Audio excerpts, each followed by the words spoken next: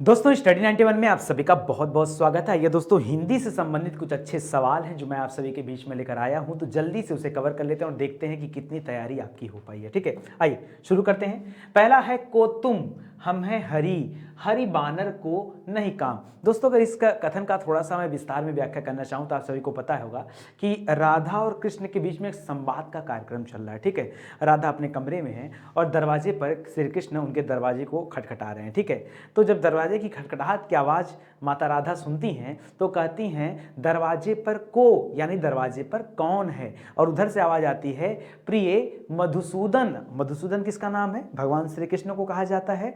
तो जब वो कहते हैं कि प्रिय मधुसूदन तो ये कहती तेरव का काम, यानी तुम्हारा यहाँ क्या काम है। ठीक है, फिर अच्छा मतलब है तो कृष्ण लेकिन जानबूझ करके राधा जी ऐसा बोलती हैं। ठीक है, इसके बाद फिर से कृष्ण कहते हैं पिए हरि, पिए हरि। हरि भी किसे कहा जाता है? भगवान श्री कृष्ण को।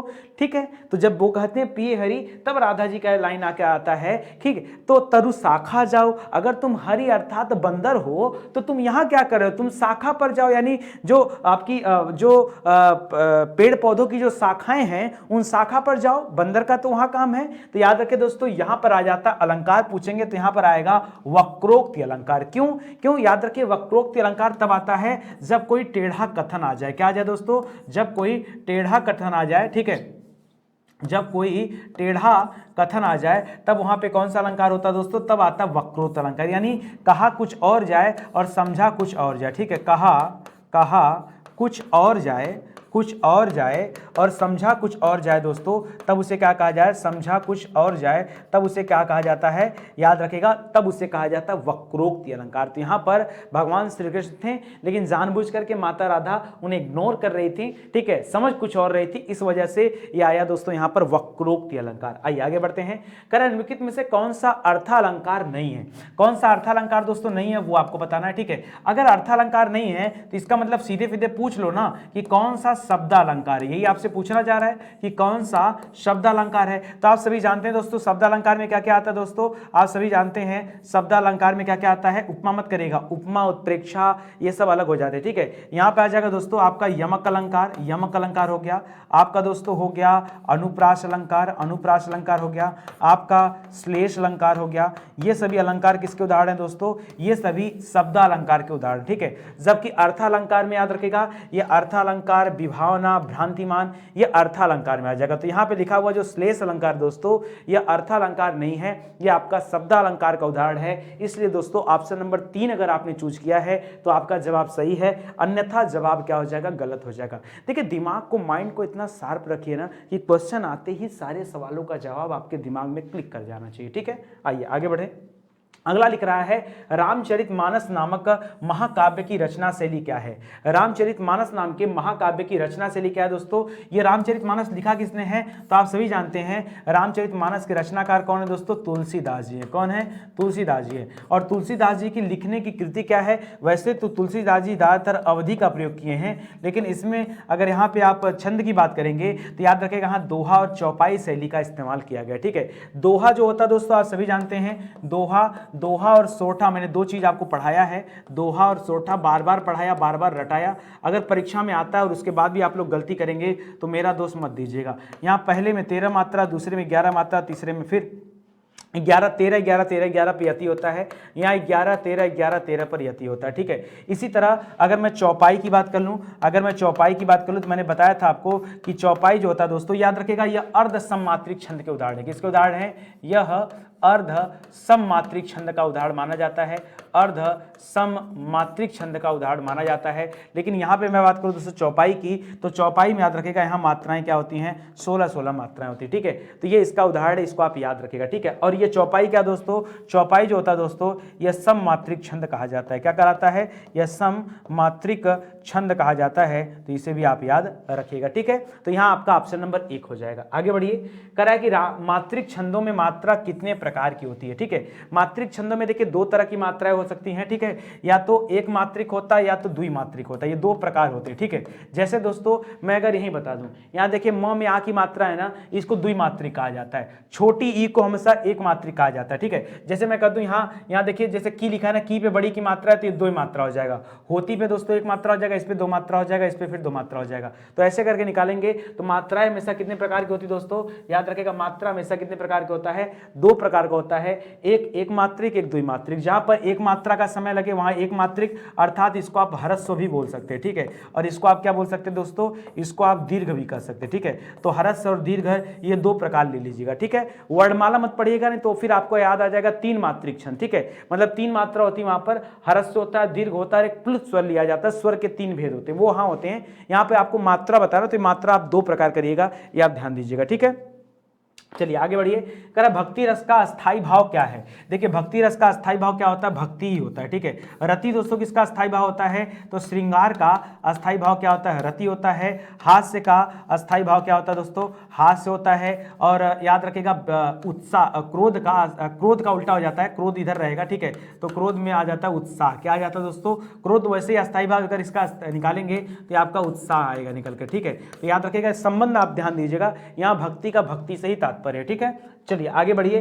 करे किलक अरे मैं नेह निहारू, पर ध्यान से पढ़िए, किलक अरे यानी किलकत अरे, यानी जब कोई बच्चा खिलखिला के हंसता है तो मैं नेह निहारूं, मैं उसका शक्ल निहारता हूं, इन दांतों पर मोती वारूं। ठीक है, उसके दांतों को देख करके हजारों करोड़ों रुपए कुर्बान है, सोने धातु है और मोतियां कुर्बान है, ये एकदम तात्पर्य निकल के आता है। आप ही का बच्चा अगर हंसे खेले कूदे तो आपको कैसा होगा, वो प्रसन्नता, वो धन से कहीं अधिक प्रसन्नता है। तो याद रखिए, जहां इस तरह के भाव आते हैं दोस्तों, वहां वात्सल्य रस होता है। क्या होता है, वात्सल्य रस। कभी श्रृंगार रस मत करेगा, श्रृंगार रस तब जब नायक नायिका की बात आती है। अगर माता बच्चों की बात आती है, पिता बच्चों की बात आती है, तो याद रखिएगा वहां वात्सल रस निकल के आता है, ये यहां पर हो जाएगा। ठीक है, चलिए आगे देखिए। करा कि पानी पीकर जात पूछना, पानी पीकर घर पूछना, दोस्तों ये सही नहीं है। होता क्या दोस्तों, पानी पीकर जात पूछना, ये एकदम सही बनता है। पहले क्या लिखा है, सब कुछ जान लेने के बाद जिज्ञासा करना, स्वार्थ सिद्ध करने के बाद कुशल क्षेम पूछना, काम करने के बाद भले बुरे का विचार करना, या विपरीत क्रम में किसी कार्य को करना, किसे कहा जाता है दोस्तों, याद रखेगा, पानी पीकर घर पूछना या पानी पीकर जात पूछना, यह कहा जाता है काम करने के बाद भले बुरे का विचार करना। जब सब कुछ कर ही लिए तो आप भले बुरे का विचार करने का क्या मतलब। ठीक है, तो याद रखिएगा यहां पर दोस्तों आपका ऑप्शन नंबर 3 हो जाएगा। सब कुछ जान लेने के बाद जिज्ञासा करना, नहीं ये नहीं है, ये भी नहीं है और ये भी नहीं। याद रखिएगा ऑप्शन नंबर 3 जिन बच्चों ने चूज किया है उनका जवाब सही है, बाकी लोगों का जवाब गलत है। देखिए मुहावरे से बहुत सारे प्रश्न, मुहावरा लोकोक्तियों से बहुत सारे प्रश्न आपकी परीक्षा में बनते हैं, आप ध्यान दीजिए और अच्छे से पढ़िए। ठीक है, आगे देखिए। थोथा चना बाजे घना, इसका अर्थ क्या दोस्तों, थोथा चना बाजे घना, बहुत अधिक बोलना, नहीं ऐसा नहीं है। जो कम ज्ञानी व्यक्ति होते हैं वो ज्यादा दिखावा करते हैं, इसी को कहा जाता है ओछा चना बाजे घना, या इसी को कहा जाता है अधजल गगरी छलकत जाए। ठीक है, यानी जो कम ज्ञानी व्यक्ति होता है वो बात बात पर ज्यादा बातें करता है। यहां पर दोस्तों आपका ऑप्शन नंबर 2 हो सकता है। बढ़ा चढ़ाकर बात करना, ये नहीं दोस्तों, बढ़ा चढ़ाकर बात करना यानी ज्यादा फेंकना, इसे डपोर संग कहा जाता है। क्या कहा जाता है, डपोर संग कहा जाता है, याद ध्यान देंगे। ठीक है, बहुत शोर करना ये भी गलत हो जाएगा। तो यहां पर जो आपका सही उत्तर होगा वो होगा ऑप्शन नंबर 2। अगर आपने चूज किया तो सही है, अन्यथा आपका उत्तर क्या हो जाएगा, गलत हो जाएगा। श्री कृष्ण के अनेकों नाम है, मैंने कल ही आपको बताया था अनेकों शब्द का इस्तेमाल नहीं करना है, हमेशा अनेक शब्द का इस्तेमाल करना चाहिए। क्यों, क्योंकि अनेक अपने आप में ही बहुवचन है, इसके लिए अनेकों बोलने की जरूरत नहीं है। श्री कृष्ण का एक नाम है, ये तो ऐसे ही गलत हो गया। श्री कृष्ण के अनेकों नाम है, ये भी गलत हो गया। श्री कृष्ण के अनेक नाम है, ये आपका सही हो जाएगा। अनेकों नामों है दोस्तों, ये आपका गलत हो जाएगा। तो जो बचा सही दोस्तों क्या हो जाएगा, ऑप्शन नंबर 3 यहां पर क्या हो जाएगा, आपका राइट आंसर हो जाएगा। इसको आप ध्यान दीजिए, अच्छे से पढ़िए। ठीक है, चलिए आगे बढ़ते हैं, अगला सवाल करते हैं।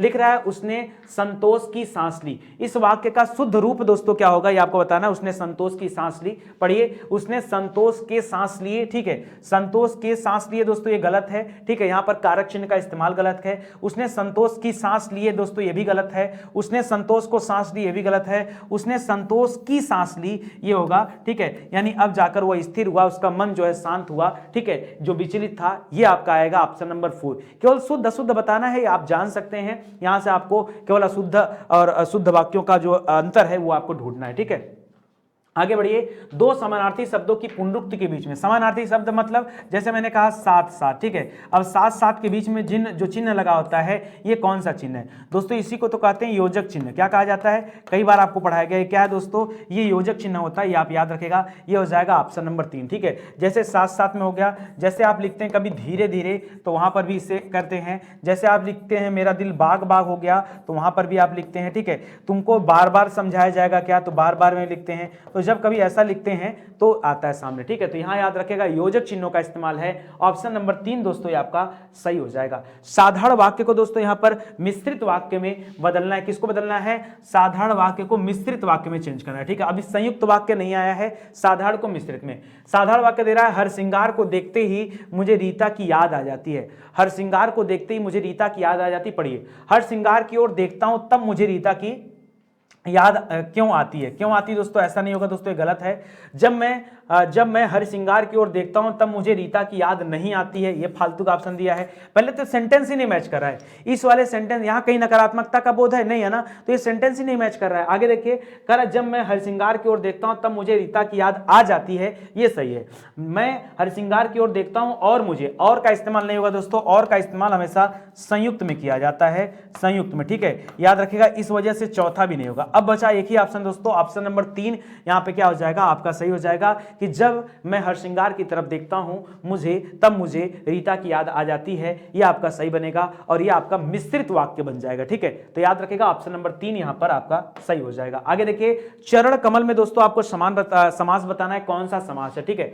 चरण कमल, वैसे चरण कमल में दोस्तों इसको क्या कहा जाता है, कमल के समान चरण, चरण कमल मतलब कमल के समान चरण, ठीक है, ये हो जाता है। अगर आप इसको ध्यान से पढ़ेंगे तो आपको क्या मिलेगा, यहां पे आपको मिलेगा कर्मधारय समास। क्या है दोस्तों, कर्मधारय समास नजर आता है, ये आप ध्यान दीजिएगा। फिलहाल तो क्या हो जाएगा दोस्तों, यहां पे आपका आ जाएगा ऑप्शन नंबर 3, ये और मत लगेगा, और गलत हो जाएगा। जैसे दिन रात बोलता है तो दिन और रात वहां पे आता है, ठीक है, ये के भी गलत हो जाएगा। ये ऑप्शन नंबर 3 दोस्तों यहां पे सही होगा और इसमें कर्मधारय समास है, ये भी आप ध्यान दीजिएगा, ठीक है। करा महादेव का समास विग्रह क्या होगा, महादेव का समास विग्रह करिए, महादेव का होगा महान है जो देव, ठीक है, यही तो होगा, महान है जो देव उसे महादेव कहा जाता है, ठीक है। और समास यहां पे कौन सा आएगा दोस्तों, तो बहुब्रीहि समास आएगा, क्यों, क्योंकि याद रखेगा बहुब्रीहि समास इसलिए आएगा क्योंकि पर्यायवाची है, जहां पर दोनों पद अप्रधान हो और कोई तीसरा पद प्रधान बन जाए वहां पे क्या होता है, बहुब्रीहि समास होता है, ये आप याद रखिएगा। तो ऑप्शन नंबर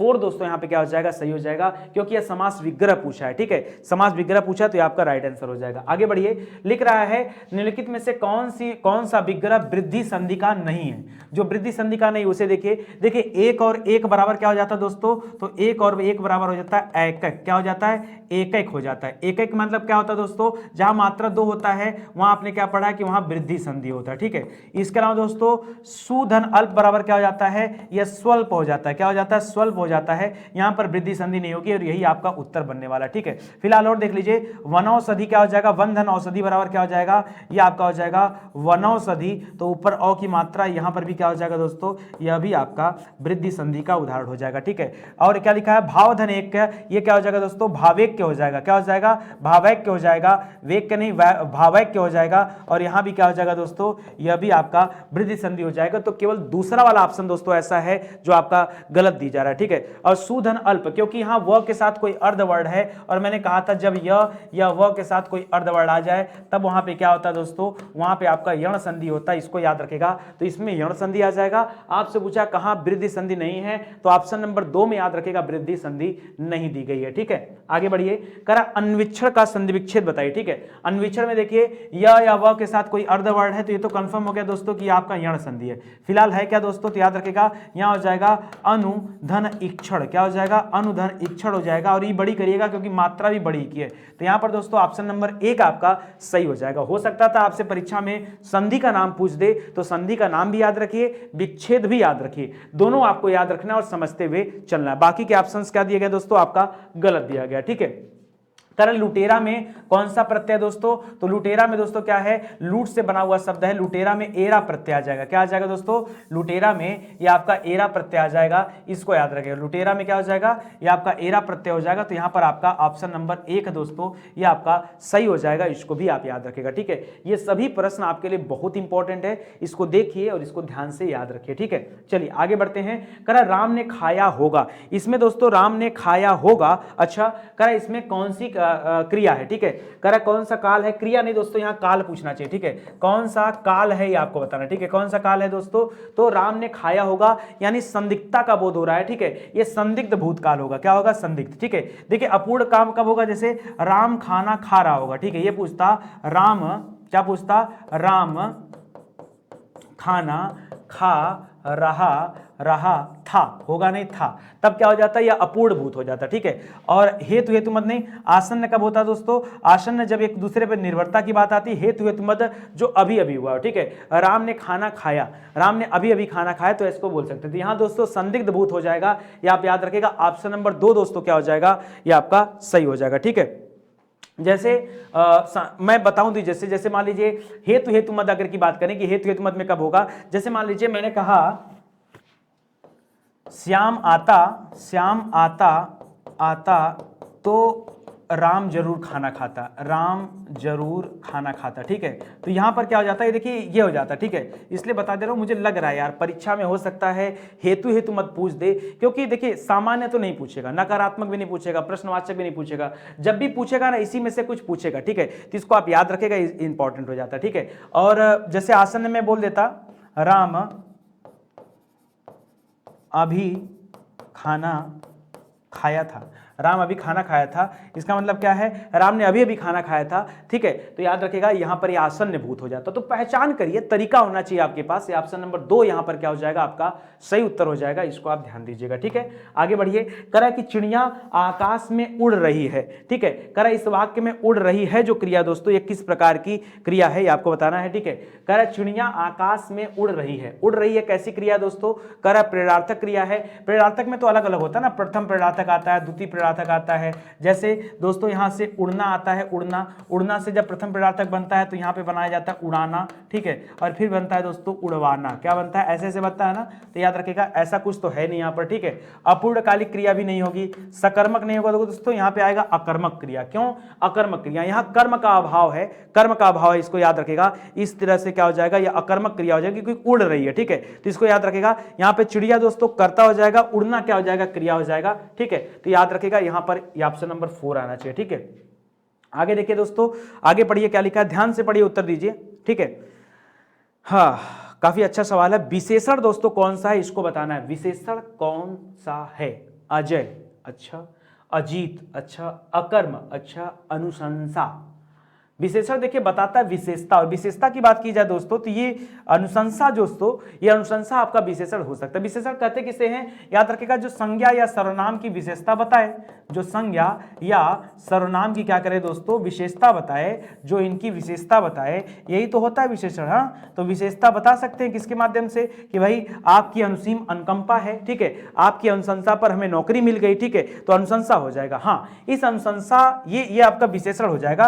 अब अगर इससे आपको विशेष से बनाना हो ना, तो बताओ जरा विशेष से क्या होगा। ठीक है, अनुशंसा का विशेष से क्या होगा, अनुशंसित, क्या हो जाएगा दोस्तों, अनुशंसा का अगर विशेष से बनाना हो तो याद रखेगा यहां आ जाएगा दोस्तों अनुशंसित, क्या आ जाएगा, अनुशंसित हो जाएगा, इसको भी याद रखेगा। ठीक है, तो इस तरह से आपको एक एक सवाल याद रखना, यहां पर ऑप्शन नंबर 4 करिएगा, ये आपका सही हो जाएगा, बाकी के ऑप्शन गलत दे रहे हैं। ठीक है, चलिए आगे देखते हैं, बाकी का ऑप्शन में बता दो, जैसे अजय होता ना, अजय से अजीत जब दे देता, अजीत, तब आप उसे एक पल के लिए कह सकते थे कि भाई वो विशेषण है, अजीत विशेषण कह सकते थे। ठीक है, तो याद रखेगा अजीत। ठीक है, तो बाकी इस तरह से गलत हो जाएगा। ठीक है, गलत हो जाएगा, लेकिन ये समझ नहीं है। ठीक है, अजय अजीत, ठीक है, ये आपका अलग अलग हो जाएगा क्योंकि विशेषण विशेष से पूछ रहा है दोस्तों, इसको ध्यान रखिएगा। ठीक है, आगे बढ़िए।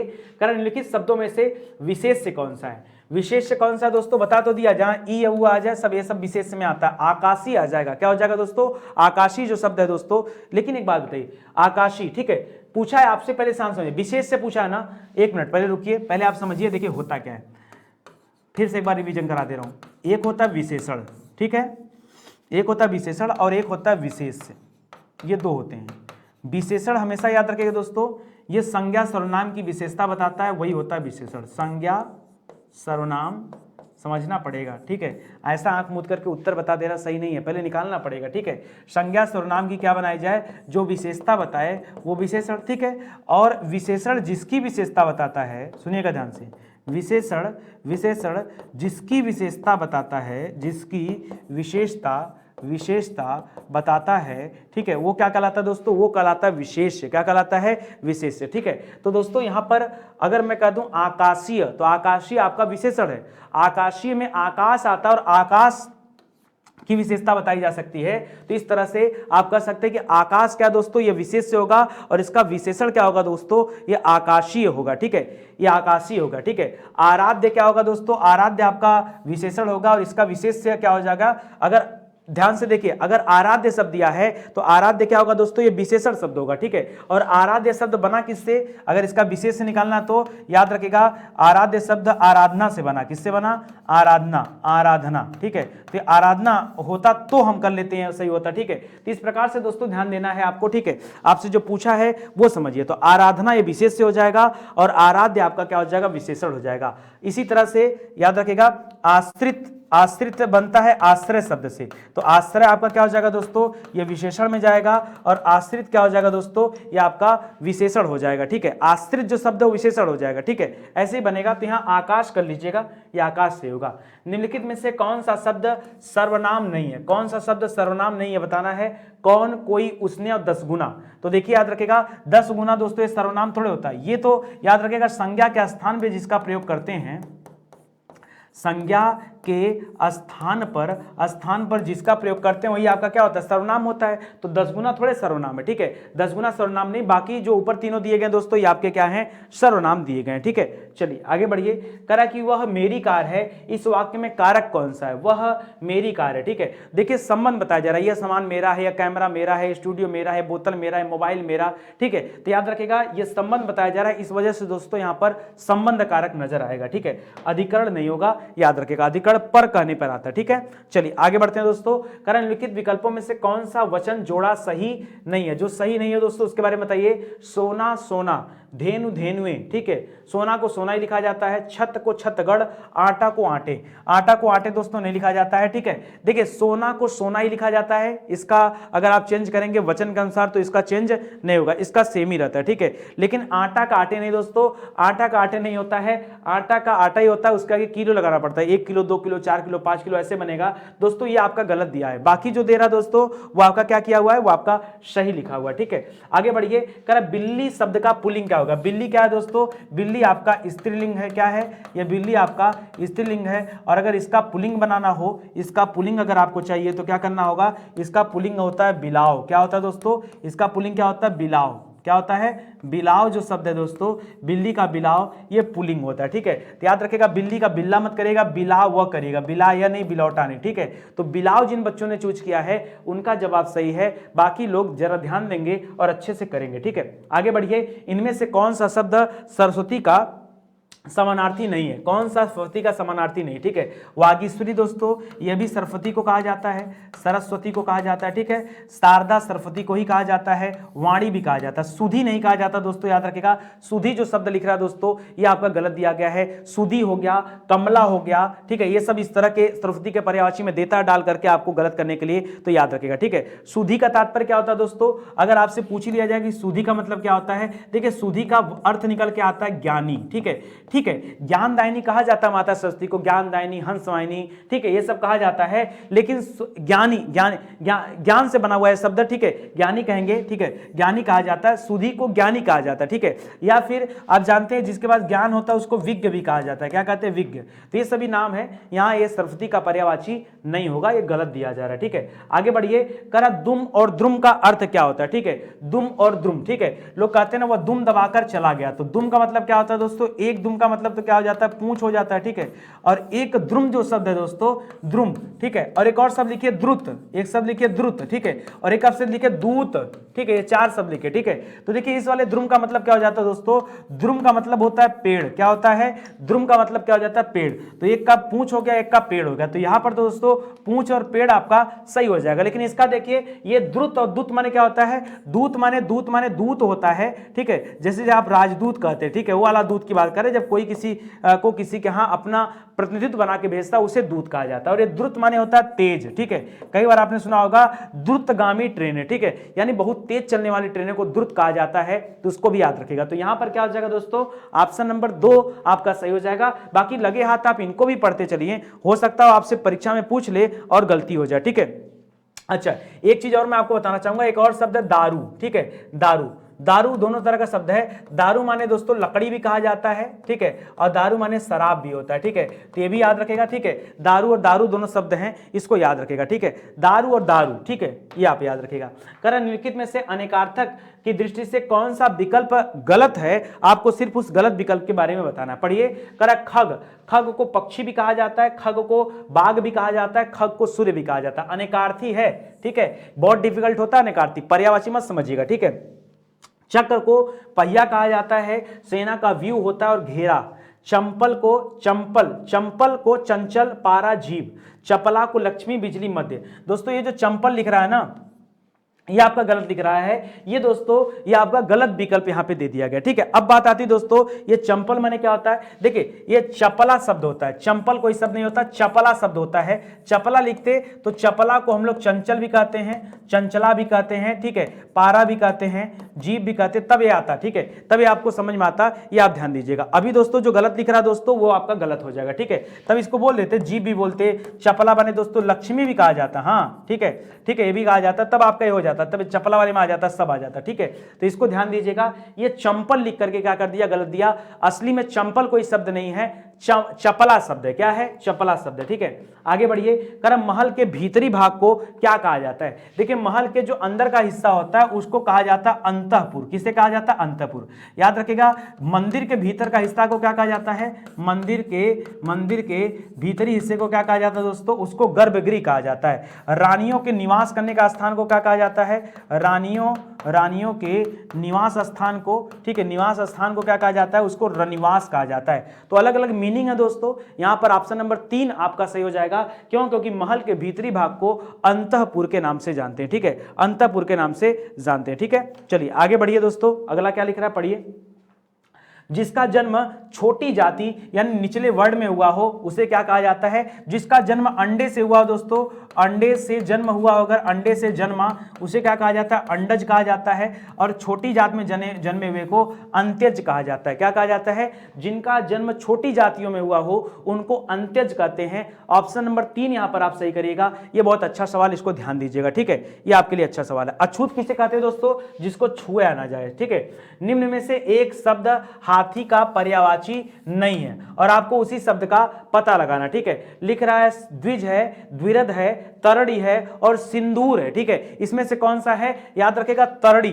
तरड़ी शब्द दोस्तों गलत दिया है, ये हाथी का पर्यायवाची नहीं होता है। बाकी हाथी को क्या क्या कहते हैं तो आप सभी जानते हैं, ठीक है। जैसे हाथी को गज कहा जाता है, ठीक है, जैसे हाथी को हस्ती कहा जाता है, जैसे हाथी को द्विज कहा जाता है। द्विज दोस्तों चंद्रमा को भी कहा जाता है, ब्राह्मण को भी कहा जाता है, सब याद रखेगा। द्विज याद रखेगा, ब्राह्मण को भी कहा जाता है, द्विज चंद्रमा को भी कहा जाता है, द्विज दांत को भी कहा जाता है, कई सारे नाम इसके, ठीक है। इसके अलावा हाथी को सिंदूर भी कहा जाता है, ठीक है। इसके अलावा हाथी को और क्या कर सकते हैं दोस्तों बताइए, ये सब हाथी का नाम है। हाथी को मतंग भी कहा जाता है, क्या कहते हैं, मतंग, ऐसे याद करता जाएगा, ठीक है।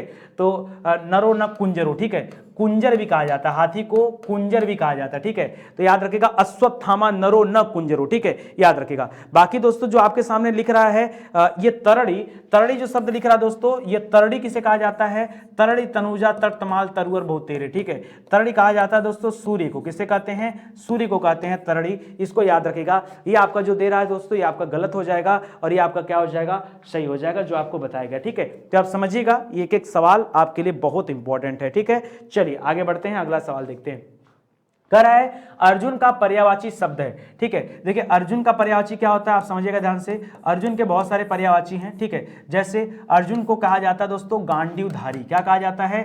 गांडीवधारी। गांडीव उनके धनुष का नाम था, इसलिए गांडीवधारी कहा जाता है। ठीक है, याद रखिएगा अर्जुन को कौंतेय भी कहा जाता है। कुंती पुत्रियों को दोस्तों कौंतेय भी कहा जाता था। ठीक है, अर्जुन को दोस्तों पार्थ भी कहा जाता है। अर्जुन को धनुर्धर भी कहा जाता है, क्योंकि ये धनुर्विद्या में महारत हासिल किए हुए थे, इसलिए दोस्तों इनको धनुर्धर भी कहा जाता है। ठीक है, इसके अलावा दोस्तों अर्जुन को हम सव्यसाची भी कहते हैं। सव्यसाची का तात्पर्य बाएं हाथ से तीर धनुष चलाने वाले को क्या कहते हैं? सव्यसाची भी कहा जाता है। तो ये सभी नाम है। ठीक है, इसके अलावा इनको धनंजय भी कहा जाता है। क्या कहते हैं? धनंजय। ठीक है, तो याद रखिएगा दोस्तों ये सभी अर्जुन के नाम हैं, यहां पर आप याद रखिएगा। ठीक है, ऑप्शन नंबर 4 आपका क्या हो जाएगा? सही हो जाएगा। बाकी के ऑप्शंस क्या दिए गए दोस्तों? आपके गलत दिए गए। ठीक है, चलिए आगे बढ़ते हैं दोस्तों। लिख रहा है साहचर्य। साहचर्य का विलोम क्या होगा? साहचर्य का विलोम क्या होता है दोस्तों? साहचर्य का विलोम वैमनस्य ना, बताइए जल्दी से। पूछा है साहचर्य का विलोम क्या होगा। ठीक है, याद रखिएगा दोस्तों बहुत सारे बच्चे यहां गलत करते हैं। याद रखिएगा साहचर्य का विलोम लोग वैमनस्य करते हैं। ठीक है, जबकि वैमनस्य जो है दोस्तों ये सौमनस्य का विलोम होता है। किसका होता है? सौमनस्य का। तो जिन्होंने इसे चूज किया है ये आपका क्या हो जाएगा दोस्तों? गलत हो जाएगा। ठीक है, यहां पर साहचर्य का विलोम क्या हो जाएगा? याद रखिएगा साहचर्य का विलोम अलगाव होता है। साहचर्य मतलब होता है साथ साथ, और साहचर्य का विलोम क्या होता है? अलगाव। सहयोग का क्या हो जाता है दोस्तों? सहयोग का उल्टा क्या हो जाता है? असहयोग। आपसे विलोम पूछा भाई, आपसे विलोम पूछा, इस बात को ध्यान दीजिए। ठीक है, चलिए आगे बढ़ते हैं। ठीक है, अंगीठी का तत्सम क्या होता है? अंगीठी का तत्सम होता है अग्निष्ठिका। क्या होता है? अग्निका नहीं दोस्तों, अग्निष्ठिका होता है। याद रखिएगा, तो यहां पर क्या होगा? ये अग्निका नहीं होगा, अनंगिष्ठिका भी नहीं होगा, अग्निष्ठिकी भी नहीं होगा, अग्निष्ठिका कहते हैं दोस्तों। याद रखिएगा अग्नि पहले आगे ऐसे लिखेगा अग्नि, फिर लिखेगा स्ठिका। क्या लिखेगा? स्ठिका, अग्निष्ठिका, इसको कहते हैं अग्निष्ठिका। ठीक है, ये आपका तद्भव है अंगीठी। ठीक है, जिसके ऊपर चंद्रबिंदु होता है। मैंने आपको क्या पढ़ाया? कहीं भी अगर आप कहीं भी चंद्रबिंदु देख लीजिए तो मान लीजिएगा वो तद्भव शब्द दिया गया है। ठीक है, तत्सम नहीं दोस्तों, वो तद्भव दिया गया है, ये आप याद रखिएगा। ठीक है, करेक्ट। कौन सा तत्सम शब्द इसमें नहीं है ये आपको बताना है। ठीक है, इंदु, दिनेश, मनोज और रात। रात दोस्तों ये आपका तद्भव शब्द है, क्योंकि रात की जगह अगर रात्रि लिखता ना तब आपका क्या हो जाता? तत्सम हो जाता। मनोज किसे कहते हैं दोस्तों? ये कहा जाता है कमल को। ठीक है, ये सारी चीजें आप याद रखें, आपके लिए अच्छा है, इंपॉर्टेंट भी है, इसको ध्यान दीजिएगा। ठीक है, वैसे मनोज नहीं, राजीव। देखिए मैं आपको बता दूं, मनोज दोस्तों किसे कहते हैं? गलती से निकल गया कमल। ये कहा जाता है कामदेव को। किसे कहा जाता है? कामदेव को। ठीक है, राजीव किसे कहा जाता है? राजीव कहा जाता है दोस्तों, राजीव कमल को कहा जाता है। ठीक है, कमल को दोस्तों अरविंद भी कहा जाता है। कमल को अरविंद भी कहा जाता है। ठीक है, तो इसको याद रखेगा। बाकी दिनेश किसको कहते हैं बताइए? दिनेश जानते हैं किसे कहते हैं? दिनेश। ठीक है, बताइए, सोचिए दिमाग से। दिनेश कहा जाता है दोस्तों सूर्य को। ठीक है, किसे कहा जाता है? सूर्य को। ठीक है, और इंदु किसे कहते हैं दोस्तों? इंदु याद रखेगा चंद्रमा को कहते हैं। किसे कहते हैं? चंद्रमा को क्या कहते हैं? इंदु कहते हैं। तो ये भी आप याद रखेगा। ठीक है, ये सभी नाम है, आदमियों जैसे नाम है। ठीक है, मेरा नाम जानते हैं ना, नितिन। नितिन किसे कहते हैं पता है आपको? नितिन किसे कहा जाता है दोस्तों? नितिन कहा जाता है गणेश जी को। गणेश जी की पर्यायवाची है नितिन। ठीक है, तो याद रखें दोस्तों, ये सब चीजें हैं, आपको याद रखना चाहिए, जानना भी चाहिए। ठीक है, चलिए आगे बढ़ते हैं, अगला सवाल करते हैं। ठीक है, अगला दे रहा है निम्न में से कौन से शब्द की वर्तनी दोस्तों यहाँ पर शुद्ध है? खाली वर्तनी कौन सी शुद्ध है बताइए? वाल्मीकि कैसे लिखा जाएगा? ये लिख के दिखाता हूँ आपको, वाल्मीकि। ठीक है, देखिए वाल्मीकि कैसे लिखा जाएगा? ऐसे लिखाता है वाल, पहले म पे क्या करेंगे दोस्तों? बड़ी की मात्रा होती है, फिर क पे दोस्तों छोटी की मात्रा होती है, ये लिखा जाता है वाल्मीकि। तो इस प्रकार से देखेंगे तो यहाँ क्या बन जाएगा? ऑप्शन नंबर 1 दोस्तों क्या हो जाएगा? ये आपका सही उत्तर हो जाएगा वाल्मीकि। ऐसे लिखाएगा, पहले बड़ी ई लिखाएगा फिर छोटी ई लिखाएगा, तो ऑप्शन नंबर 1 दोस्तों आपका क्या हो जाएगा? सही हो जाएगा। ठीक है, आगे देखिए, करा ई च छ ज झ इया, इसका उच्चारण कैसे होता है दोस्तों? तो च छ ज झ इया दोस्तों ये तालु तालु तालु का प्रयोग यहाँ पे करते हैं, और ई में भी दोस्तों क्या होता है? ये स्वर है, यहाँ पे भी तालु होता है, तो आप तालव्य कर लीजिए, आपका सही हो जाएगा। ठीक है, कंठ वर्ड की बात करें दोस्तों तो कंठ वर्ड में क ख ग घ, ठीक है, क ख ग घ और अंगा। ठीक है, इसके साथ दोस्तों अ आ, इन सब में भी क्या होता है? तालु वर्ड होता है। इसी तरह से मूर्धा में आ जाएंगे दोस्तों तो क्या आ जाएगा? ट ठ ड ढ अड़ और री री, ये आपका तालु वर्ड हो जाता है। ओष्ठ वर्ड में क्या आ जाता है दोस्तों? आ जाता है प फ ब भ म और क्या? उ उ उ, ठीक है। इसके बाद दोस्तों उ करिएगा। इसके बाद दोस्तों एक और आता है ए, वो अलग हो जाएगा। वो ए करेंगे तो कंठ तालव्य हो जाएगा, ओ करेंगे तो कंठोष्ठ हो जाएगा, ठीक है। उसको भी याद रखिएगा, ये सब आपके लिए इंपॉर्टेंट है, यही कहीं से उठा के दे देगा यार परीक्षा में, इससे ज्यादा कुछ नहीं पूछेगा, ठीक है। आगे बढ़िए। करेक्ट, कौन सी बोली उत्तर प्रदेश की बोली नहीं है, ठीक है। लिख रहा मेवाती। मेवाती तो दोस्तों ये जयपुरी के अंतर्गत आता है। मेवाती किसके अंतर्गत आता है? जयपुरी। जयपुरी में याद रखेगा, मेवाती याद रखेगा, मारवाड़ी याद रखेगा और जयपुरी याद रखेगा, ठीक है। ये तीनों याद रखेगा। ये पश्चिमी हिंदी के अंतर्गत लिए जाते हैं। कन्नौजी, भोजपुरी, ब्रज ये सब आ जाता है। तो कौन सा नहीं आता दोस्तों? आपका ऑप्शन नंबर 1 हो जाएगा कि यही वो बोली है जो उत्तर प्रदेश के अंतर्गत नहीं आती, बाकी सब आती है, ठीक है। आगे बढ़िए। करा ब्रज किस उपभाषा के अंतर्गत आता है? तो ब्रज यानी ब्रज जो मथुरा दोस्तों वो पश्चिम की तरफ है, तो ये पश्चिमी हिंदी की तरफ आता है, ठीक है। बाकी जो मगधी वगैरह पढ़ते हैं, मागधी वगैरह पढ़ते हैं, ये सब किधर आता है दोस्तों? मागधी हो गया, आपका छत्तीसगढ़ी हो गया, ठीक है, बघेली हो गया, छत्तीसगढ़ी हो गया, ठीक है, बघेली हो गया, ये सब कहाँ आते हैं दोस्तों? ये सब आपके पूर्वी हिंदी की तरफ आते हैं, ठीक है। और राजस्थानी में मेवाती, मारवाड़ी, जयपुर ये सब आ जाता है। ये पश्चिमी हिंदी आ जाएगा दोस्तों, इसको याद रखिएगा। जो आपका ब्रज भाषा है ये पश्चिमी हिंदी के अंतर्गत आता है, ठीक है। ब्रज में ब्रज भाषा ये आता है। और पश्चिमी हिंदी में दोस्तों कई सारे आते हैं। जैसे पश्चिमी हिंदी का अगर लिस्ट आपसे पूछ दे तो क्या क्या बताएंगे? पश्चिमी हिंदी में बताइए कौन कौन आता है। जैसे मैंने पूर्वी हिंदी लिखा है यहाँ पे, ठीक है। तो पश्चिमी हिंदी में क्या है? जैसे देखिए पश्चिमी हिंदी में एक तो आपका ब्रज हो गया, ब्रज ले लीजिए। एक बगल में कन्नौज पड़ता है, तो कन्नौज से आप कन्नौजी ले लीजिए, ठीक है। ब्रज हो गया, कन्नौजी हो गया, पश्चिमी हिंदी का डिटेल बता रहा हूँ, ठीक है। इसके अलावा दोस्तों बघेली यहाँ पे, यहाँ बुंदेली ले लीजिएगा, ठीक है। बुंदेली यहाँ, बघेली यहाँ पर, ठीक है। बुंदेली ले लीजिएगा। इसके अलावा हरियाणवी ले लीजिए, हरियाणवी, ठीक है। हरियाणवी को दोस्तों आप बांगरू भी बोल सकते हैं। क्या कर सकते हैं? बांगरू। तो इसको भी आप याद रखिएगा, यह भी आपका होगा। तो सभी चीजें आप ध्यान दीजिए, यहीं कहीं से दोस्तों प्रश्न बनेंगे, बहुत ध्यान से आपको पढ़ने की जरूरत है, ठीक है। आगे देखिए, करा समादार और संरक्षण में उपसर्ग कौन सा है? तो देखिए सम धन आदर बराबर क्या हो जाता है दोस्तों? समादार होता है। क्या हो जाता है दोस्तों?